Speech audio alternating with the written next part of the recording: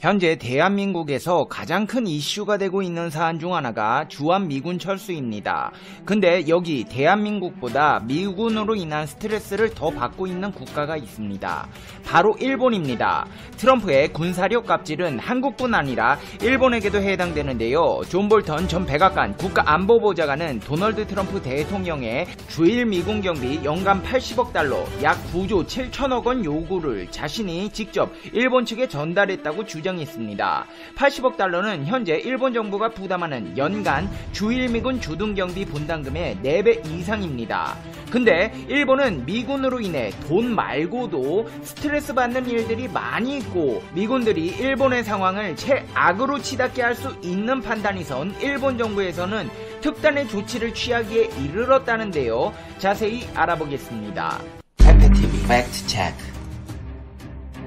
미국 국방부가 백악관에 주한미군 감축 옵션을 보고한 보도에 대해 우리는 세계 전력 배치를 통상적으로 재검토한다고 밝혔습니다. 미국 대선을 3개월 앞두고 주한미군 감축 옵션까지 방위비 분담금 협상 테이블에 올라와 있음을 기정사실화한 셈입니다. 하지만 트럼프 대통령이 선거가 3개월도 남지 않은 이 시점에서 실제 병력의 주요 변화는 대선 이전에 실행할 수가 없을 것입니다. 현행 2020년 국방군수법과 지난달 상원군사위원회를 통과한 2021 국방군수법안은 지역 안보를 훼손하지 않는다는 것을 인증하지 않는 한 28,500명 현 수준 이하 미군 감축을 위해 예산을 쓸 수 없게 하고 있습니다. 그러나 트럼프 대통령이 재선에 성공하게 된다면 이야기가 달라집니다. 전문가들은 트럼프 대통령이 재선에 성공한다면 한국, 일본, 독일 등에서 병력을 철수할 수 있을 것으로 생각한다며 트럼프 대통령은 미군 해외 주둔이 가치가 있다고 보지 않는다.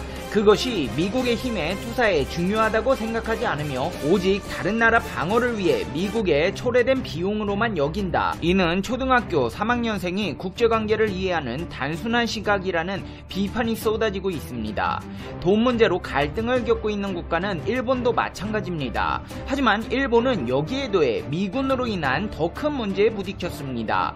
바로 코로나입니다. 일본에서 신종 코로나 바이러스 감염증 재확산 조짐이 뚜렷한 가운데 주일 미군 기지가 방역 정책의 구멍으로 지목되고 있기 때문입니다. 오키나와현 미군 기지에서 집단 감염이 발생한 데다 야마구치현 미군 기지 관계자들은 입국 후 허위 신고까지 한 사실이 드러나면서 주일 미군 전용 시설의 70%가 집중되어 있는 오키나와 지역의 민심이 흔들리고 있습니다. 이 일이 있기 전부터 오키나와 지역에서는 주일 미군 주둔에 대한 불만이 많았습니다. 미군들이 오키나와에서 대민 범죄 및 온갖 사건 사고를 워낙에 많이 일으켰기 때문에 이미지가 무척 나빴습니다. 미군들은 처음에 오키나와 기지를 지을 때부터 총검과 불도저로 땅을 빼앗거나 헐값에 팔도록 강요했습니다. 이렇게 빼앗은 땅에는 조상이 잠든 묘가 있는 경우가 많은데 명절인 청명절에 성묘를 제외하면 자손들은 가까이 가볼 수도 없습니다. 게다가 주일 미군들은 잊을만 하면 사건 사고를 벌이는데요.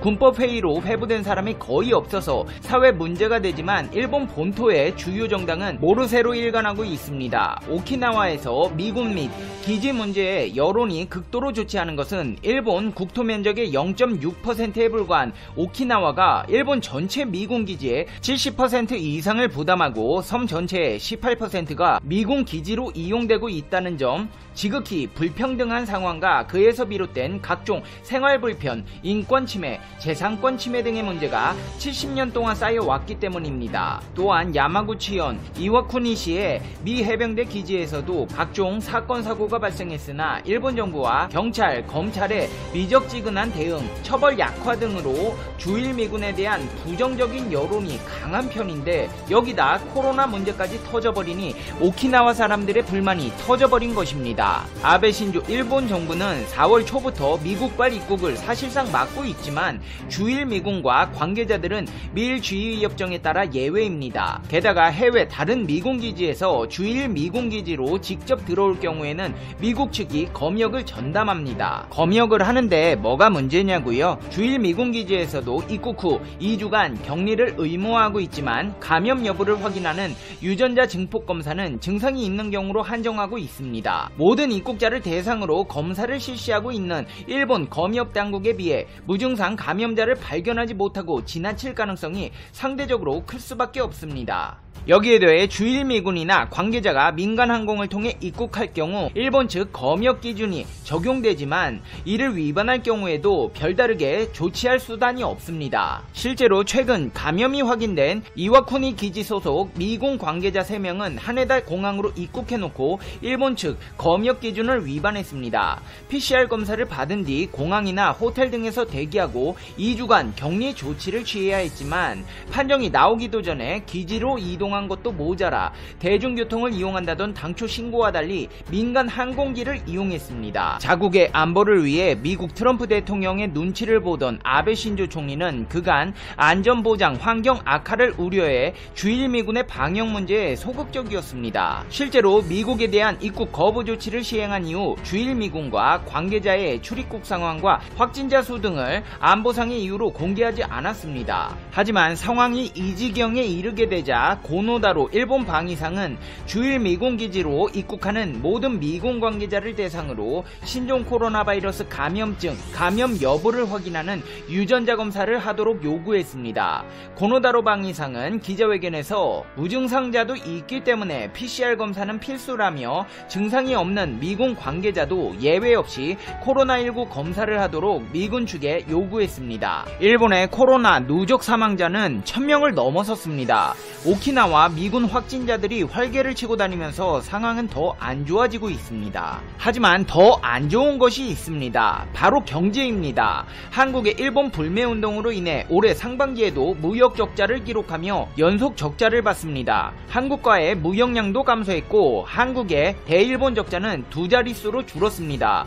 일본은행은 내년 3월까지인 2020년도 회계년도에 마이너스 4.7%의 GDP 성장률을 기록할 것이라고 밝혔습니다.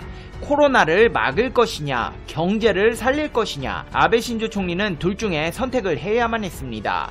일반적인 국가 지도자라면 코로나 확산을 막는 방안을 택하겠지만 아쉽게도 아베 신조 총리는 국민의 안전보다 돈을 택했습니다. 무슨 말이냐고요? 일본 정부는 코로나 사태가 심각해지는데도 불구하고 고투 트래블 정책을 강행하기로 했습니다. 긴급 사태가 발령돼 있던 기간보다 더 빠른 속도로 확진자가 늘어가고 있음에도 불구하고 긴급 사태를 다시 선포하기는커녕 또 방역과 경제 활성화를 병행하겠다며 여행을 장려해 심각한 상황을 자초하고 있는 것입니다. 고투 트래블 정책은 여행 비용의 절반 정도를 일본 정부에서 쿠폰으로 보전해주는 정책입니다. 이에 불만을 가진 도쿄 근교 도치기현 주민 3명이 고투 트래블 신청 접수 및 여행 비용 보조금 지급을 금지하는 가처분 신청을 일본 정부를 상대로 냈는데요. 일본 법원은 이 가처분 신청을 결국 기각했습니다. 시나가와 히데키 도쿄지방재판소 재판장은 고투 트래블 정책이 실시되면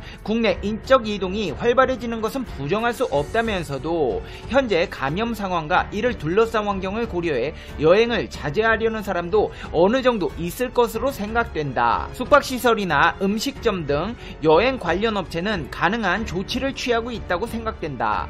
고투 트래블 정책으로 즉시 생명이나 건강을 해치는 구체적인 위험이 발생한다고 할 수는 없다고 밝혔습니다. 이 말을 한마디로 요약해보자면 쿠폰을 발행하면 사람들이 여행을 가겠지만 코로나 상황이 이런데 자중하는 사람들이 많지 않겠냐? 사람들 많이 돌아다닌다고 당장 죽게 하겠냐? 알아서 코로나 피해 다니라는 것입니다. 개풀 뜯어먹는 소리라는 것입니다. 하지만 도쿄 재판장의 말처럼 일본 사람들의 민도는 알아서 코로나를 조심할 만큼 높아 보이지 않습니다. 도쿄 로고쿠 경기장에서는 6개월 만에 스모 경기장에 관중이 입장한 가운데 경기가 진행됐는데요. 일본 스모협회는 지난 1월부터 무관중 경기를 해오다 관객들 2,500명을 모아놓고 경기를 벌였습니다. 한 달 새에 확진자가 11배로 늘었는데 스모 경기에 관중을 허용한 것입니다.